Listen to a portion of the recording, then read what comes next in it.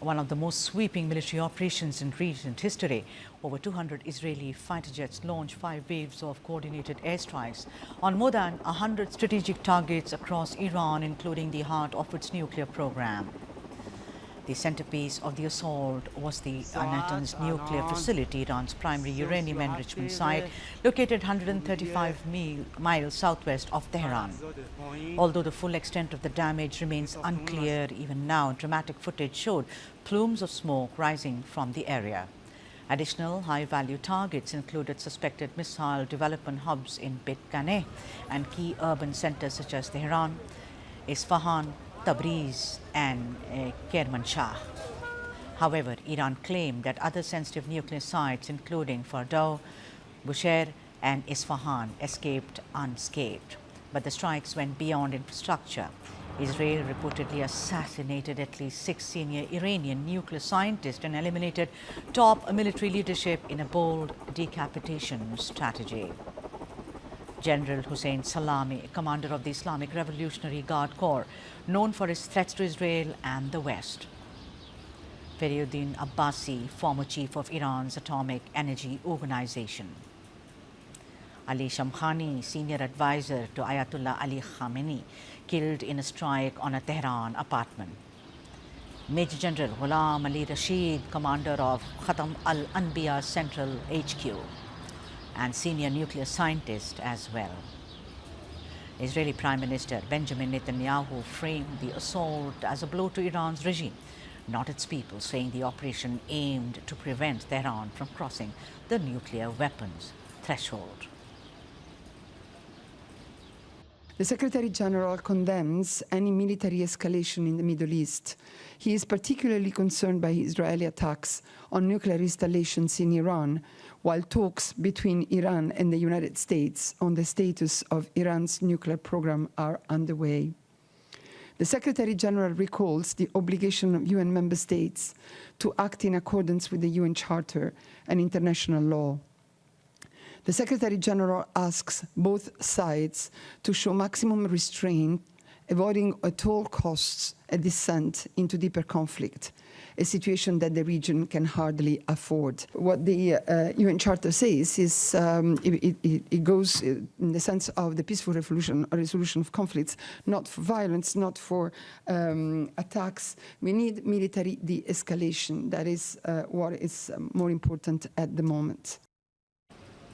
Let me now go across to the guests who are joining us, experts as it were. Major General Sanjay Meston, retired defense and strategic expert. General Meston, a very warm welcome to you.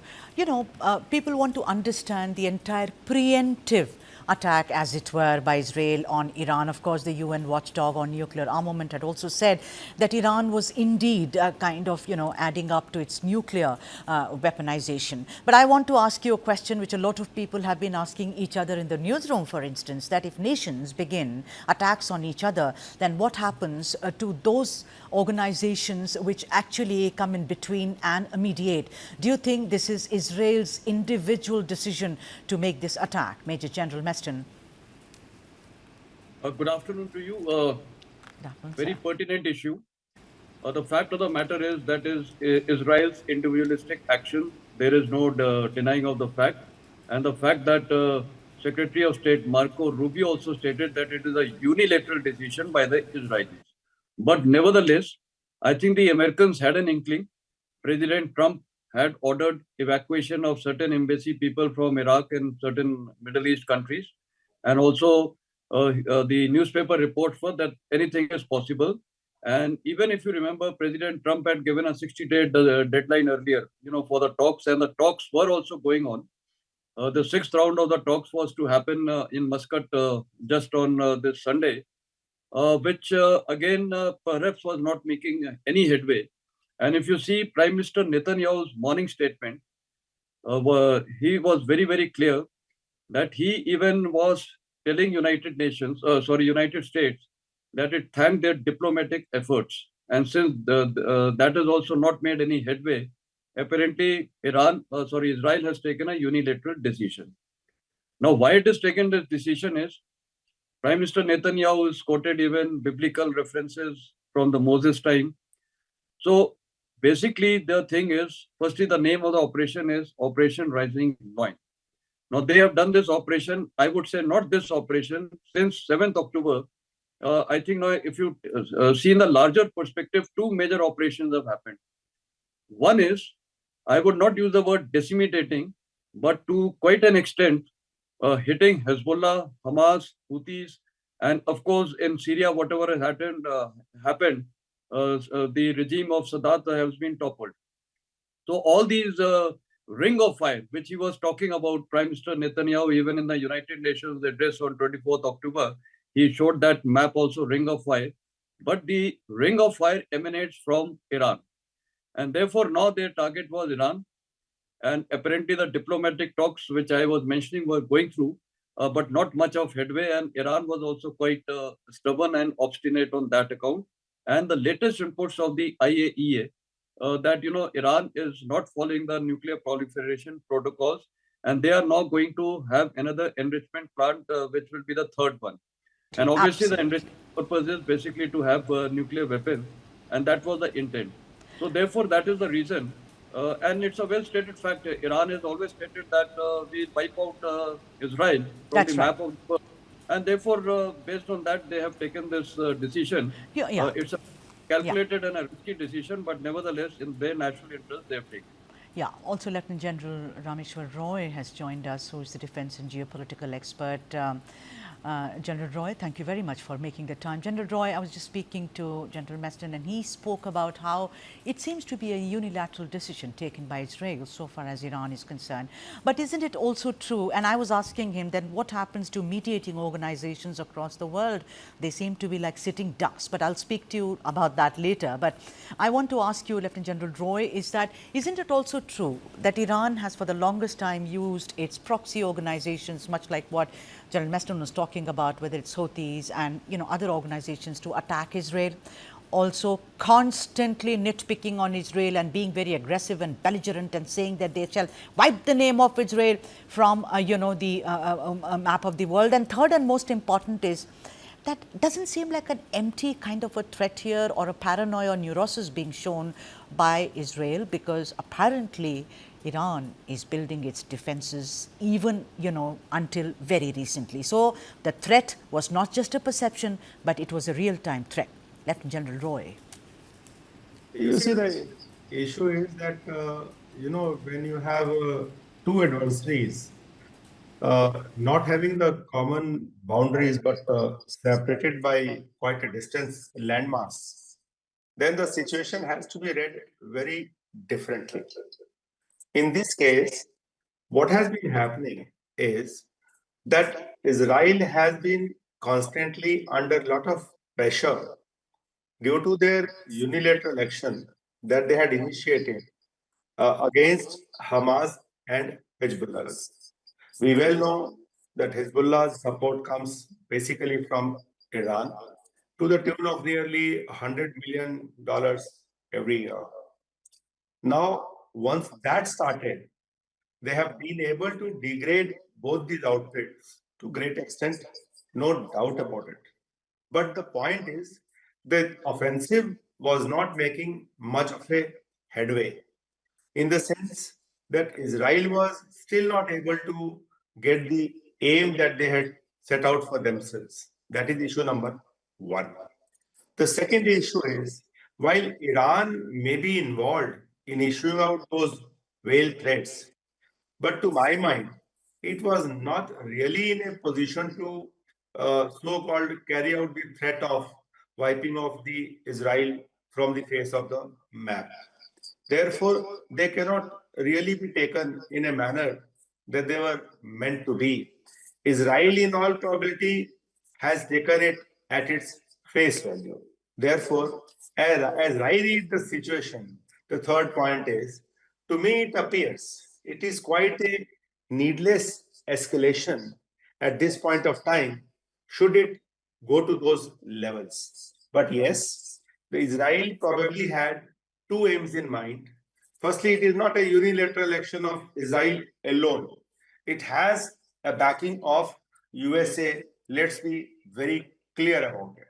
Now, one is that Netanyahu would be able to ward off that pressure that he was under this unilateral action against Gaza with Hezbollah and the Hamas. All right. And the second issue is that it also acts as a pressure point for the talks which are going on, on Sunday, Okay. between Iran and USA. All so right. maybe these twin purposes were in mind, but implications of this, should it escalate, are far-reaching, not only for the region, but for the world. Yes, that I will come to. Meanwhile, as General Meston was talking about the IAEA, Director General of IAEA, Rafael Grossi, addressed the Board of Governors this morning about the situation in Iran. Let's listen in and then we get back to the debate. At present, the competent Iranian authorities have confirmed that the Natanz enrichment site has been impacted and that there are no elevated radiation levels. They have also reported that at present the Esfahan and Fordow sites have not been impacted. This development is deeply concerning. I have repeatedly stated that nuclear facilities must never be attacked, regardless of the context or circumstances, as it could harm both people and the environment. Despite the current military actions and heightened tensions, it is clear that the only sustainable path forward for Iran, for Israel, the entire region, and the international community is one grounded dialogue and diplomacy to ensure peace, stability, and cooperation. Major General Meston, we heard what General Roy was talking about, that this, this offensive is quite unnecessary, and he said there shall be a long-term impact across the world. I want to ask you that, isn't it true that Benjamin Netanyahu, or Bibi as he's popularly known as, always wanted a military option? He was never for talks. He said, I'm going to push Iran to the brink, and if they don't do what I want them to do, knowing full well that they will not do it, which is to, for lack of any other word, de-escalate their nuclear program, then attack it will be. Do you think that this was a very, very premeditated? Because earlier, like General Roy was saying, nothing really worked for, for Israel, as it were. And also the second question is, a lot of experts across the world are saying that Netanyahu actually is also looking at a regime change in Iran. Yeah, very true. I think both the issues are very pertinent. The address of Prime Minister Netanyahu was very clear. And he stated to the people of Iran that for last 46 years, you have been under a dictatorial kind of a rule or a barbarous regime. And he told the people of Iran that you have to remember that these people 46 years have troubled you as a nation. And therefore, to the people of Iran, he addressed that let's have good relations the way it existed long time before. So therefore, it is very clearly that the intent is regime change, and all possible methods are being talked about. Now, firstly is these targeted assassinations. Large number of targeted assassinations have happened. IRGC commander, he is the senior most there. Other military commanders and so many nuclear scientists have been targeted. So firstly, this itself proves that Mossad has well infiltrated into the Iranian system, and they're capable of doing whatever they want to do and whenever they want to do. And Ismail Hania, the assassination is a live example which happened a few months back. So they have the capabilities. Israeli has the capability to do this targeting attacks, and they have been quite successful. And the best part is Iran has confirmed all these assassinations very, very openly, so that they have not hid. Now, this also is a message to the Supreme Leader that one day he can also be targeted. And today's message again by Prime Minister Netanyahu was very clear that this is just the beginning. We will have more of such attacks. And even if you mentioned that there were 200 aircrafts involved in this in 5 assaults. So that is the kind of heavy weaponry or the air assets which have been used. So obviously the regime change is one of the main agendas probably which they are trying, and they are trying. Because of this strike, the people of Iran will suffer. and perhaps they may come out in protest, large number of protests, and that is how there will be pressure. And we are already aware that the women rights and so many issues are there in Iran. So people in Iran itself, majority of them are quite unhappy with their supreme leader. Of course, Right. there is the military police and their so-called moral police, which targets these people. But now, once so many threats have, so many assassinations have taken place, perhaps it can incite some kind of protest, may or may not happen. All right. The yeah, sorry, you were saying something? No, sir, please go ahead before I go to Yeah. General Roy. Yeah. Now, the first question which you asked, sorry, can you just remind me? Well, about regime change, of course, you've answered very well. But the first one was, of course, that, Israel does not want anything but a military option. I mean, there is no room for any talks. Yeah, Israel is very clear. They are looking for a military option. And see, that nation has got, I would say, a clear decision making, quite resolute. You are aware, Right. Iraqi, Osirak nuclear reactor they have struck few years back. All So right. they have the capability, they have the intent, and also it has also something to his political, survival. So this again, sets the stage for his All right. political survival. So that is also All right. something Okay. gives him an advantage. General Roy, I want to come to you and, just to, where does India stand in the middle of it? I mean, a rock and a hard place, as it were. I mean, where does it go diplomatically, geopolitically, as it were? What do you think, India, how does it take a stand? Because the country is very, very sensitive when it comes to casualties, when it comes to deaths during war. Although Netanyahu said that he'll see to it that there are no civil fatalities, but that seems like implausible, as it were, right now. So your thoughts on India's stand on this, sir? Oh, Sudha, if you really ask me, I think India is in a really catch-22 situation because while it has good relations with Iran, with Israel as well, and when the Israel and Hamas that issue started, the kind of stand that India kept on fluctuating with. Finally, the verdict has been that India has been with Israel. We also have a fantastic defense cooperation with them. And let me also put it that close on the heels of Op Sindoor, which is still not culminated, or we cannot say it's over, because Prime Minister time and again says it is just a pause. I would imagine that we have really a very difficult choice to make. Because surely the kind of losses that Iran has suffered, it is going to respond. It is going to respond in its own way. While Israel has been very accurate in the strikes and it has been able to cause those casualties and also put a lot of pressure on Iran, but I do not think that Iran is not going to respond to it militarily, as well as the only question is whether it would like to also hit at the US assets in this area, because US has a lot of assets in the Middle East in many places which are vulnerable to Iran's action. So here, as far as India's stand is concerned, I think in all probability, India would maintain a neutral stance in a manner of depicting as if, we are with Israel, but at the same time, we are also sympathetic to whatever Israel has been able to cause those damages to Iran. Surely, India would not like to give any opinion or put its views as regards the nuclearization of Iran is concerned, because in the past also we have seen actually the talks result into nothing, and any nation that takes an ambition to go ahead and nuclearize itself or make nuclear weapons or start enriching uranium in one way or the other would ultimately be able to achieve that aim. This definitely is there, declared or undeclared. That's my view on this. So we'll have to balance it out very finely. Yeah, General Messin, I just have 1 minute left. I'm sorry, I've run out of time, but I want you to very briefly and succinctly put the role of US in focus, because you can't possibly pinch the child and also rock the cradle, as it were.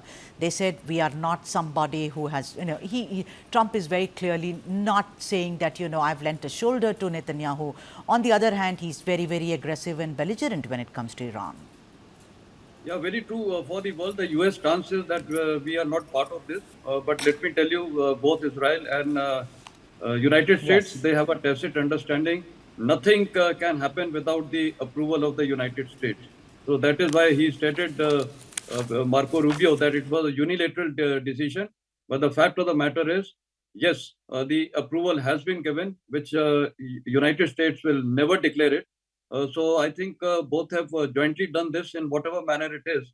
And now let's wait how Iran reacts. And Iran has got all options, including hitting United States and Israel. Even terrorist options are possible today, any part of the world. And you are aware Israel has ordered a large number of embassies to be on the alert.